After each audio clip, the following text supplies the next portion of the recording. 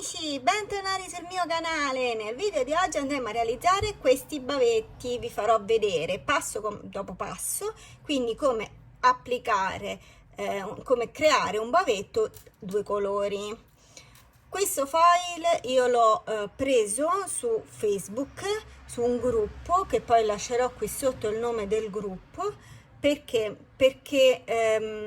questo gruppo è un gruppo dove comunque lì vi sono alcuni ricami gratuiti, ma principalmente diciamo è un gruppo dove ci sono due ragazze che creano loro dei ricami che poi vendono.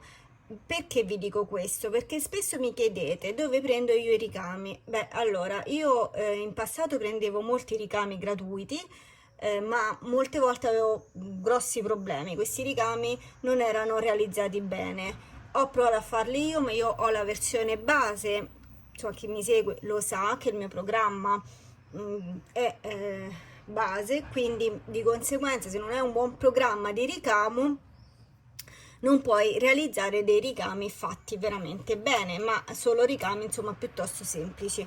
Se cercate qualcosa di più particolare, tipo questo che vi faccio vedere oggi, quindi io intendo quindi questa cordonatura con questo fiocchettino per appunto creare questo gioco di stoffe, dovete per forza quindi scegliere di andarli ad acquistare.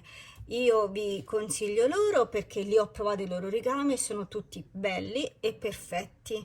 Tra l'altro molto spesso tirano fuori delle promozioni, quindi acquistate tanti ricami a prezzi veramente convenienti. Ma adesso, come dico sempre, banda alle ciance e all'opera!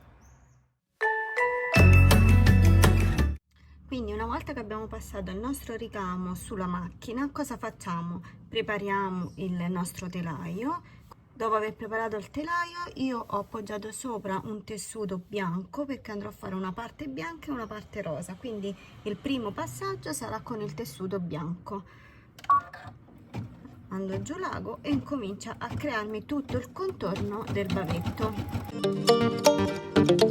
Ok, quindi fatto il nostro contorno del bavetto, adesso ci dà altri due contorni. Questo perché? Perché uno era per lo stabilizzatore, quindi per la parte del telaio, per farci vedere dove applicare il nostro tessuto. Uno era per bloccare il tessuto sul telaio e poi c'è un secondo per un ulteriore blocco se uno lo vuole bloccare ancora meglio. Io vado avanti perché sinceramente secondo me basta un giro, non ne serve di più.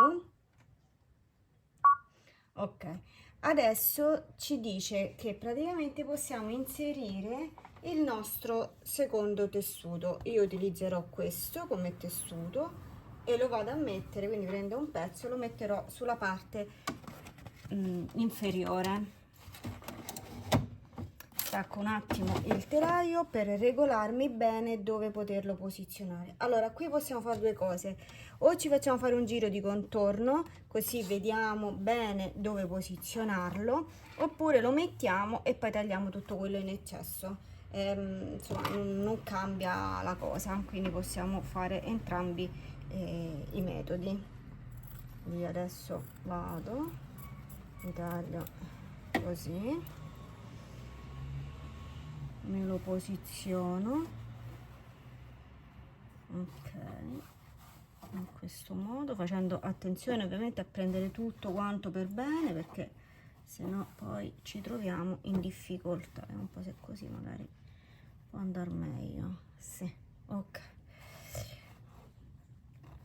rinserisco il mio telaio e vi facciamo fare quest'altro giro. Non serve cambiare il colore perché tanto dopo tutti questi contorni verranno coperti, quindi possiamo sempre continuare a utilizzare il bianco tranquillamente. Lo teniamo un pochino il nostro tessuto così da evitare eventuali pieghe. Ok, quindi una volta che ha terminato il nostro contorno della parte inferiore, cosa facciamo? Stacchiamo il nostro telaio e andremo a ritagliare solo questa parte qui. Perché? Perché poi questo pezzo qui lo lasceremo per agevolarci poi dopo nel girare, insomma poi vi farò vedere. Quindi adesso io vado e taglio questo pezzo. Ok, adesso che ho tagliato l'eccesso di tessuto, rimetto di nuovo il mio telaio nella macchina, abbasso la levetta e gli faccio fare un altro giro di contorno solo della parte inferiore. Ok, finito anche il secondo giro della parte inferiore, ho cambiato il filo perché adesso andremo a fare tutto il contorno e poi il fiocco. Ok, adesso sta effettuando la cordonatura e dopo andremo a effettuare il fiocco.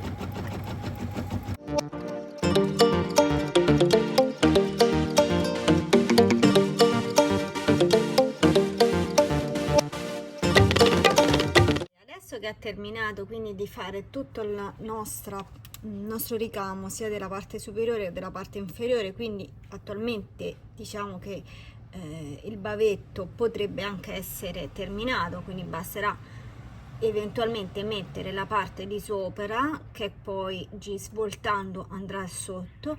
Ma io prima di effettuare questa operazione, siccome ho deciso di farci anche un ricamo qui sulla parte superiore del bavetto, adesso procedo con il mio ricamo. Voi ovviamente potete metterci una scritta, un ricamo, potete mettere quello che preferite per personalizzarlo ulteriormente e renderlo ancora più bello. Quindi una volta finito il nostro ricamo, cosa dobbiamo fare? Dobbiamo andare a inserire la parte quella che sarà poi il retro del nostro bavetto. Quindi ora lo appoggiamo sopra perché poi andremo a svoltarlo. Se avete un dritto e un rovescio dovete mettere il dritto contro il dritto e quindi la parte del rovescio rivolta verso di voi. Io andrò a utilizzare questo è un tessuto creato e realizzato, cioè è stato un tessuto proprio per i neonati. Io utilizzo questo tessuto anche per oltre per i bavetti, anche per gli accappatoi dei bambini. Chi ha visto già altri miei tutorial ha visto insomma questo tessuto che io andavo a utilizzare perché comunque è in spugna, morbidissimo e come dicevo prima appunto è realizzato proprio apposta per i bambini, 100% cotone, anallergico, insomma perfetto. Poi qui sotto vi lascerò il link, eventualmente lo voleste comprare, così almeno potete andare lì e vedere anche da soli insomma le caratteristiche di questo tessuto. Quindi adesso cosa faccio? Alzo un attimino il mio piedino e lo vado a posizionare qui. Vedo se riesco con questo pezzo a coprire tutto, se no altrimenti dovrò prendere un pezzo più grande, ma penso di riuscirci. Quindi una volta che abbiamo posizionato il nostro tessuto basterà abbassare il piedino e fargli fare questo ultimo giro. Ci lascerà un'apertura qui sotto poi perché ci servirà appunto per svoltare il nostro lavoro. Adesso che ha terminato non facciamo altro che togliere dal nostro telaio. Ok, smontiamo tutto dal telaio. Ok, adesso che abbiamo smontato tutto il telaio andiamo e togliamo anche la carta che è qui dietro, semplicemente insomma lo facciamo sempre, quindi la andiamo a strappare. Poi andremo a ripulire ovviamente il nostro disegno da tutti questi fili, insomma da tutta questa parte qui, così che è sicuro che poi dopo, una volta svoltato, non si vedranno.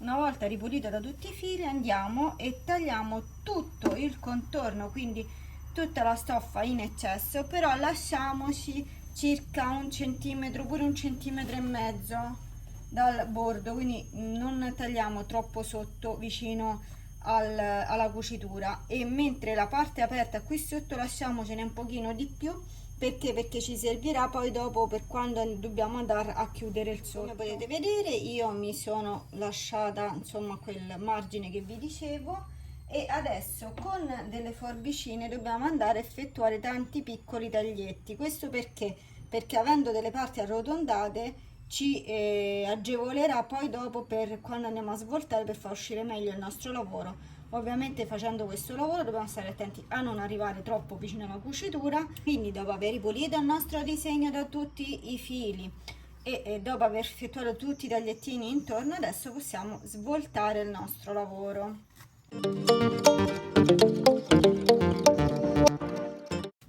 Poi aiutandoci con una bacchettina, con uno spiedino, insomma vedete voi quello che vi trovate, comunque un qualcosa che abbia la punta arrotondata, che non sia troppo appuntito, andiamo e tiriamo bene fuori tutte le cuciture, così.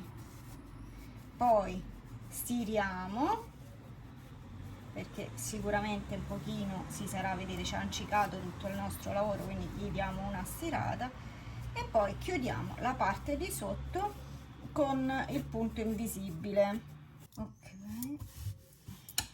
e adesso basterà mettere quindi dentro questa parte qui e poi chiudere col punto invisibile.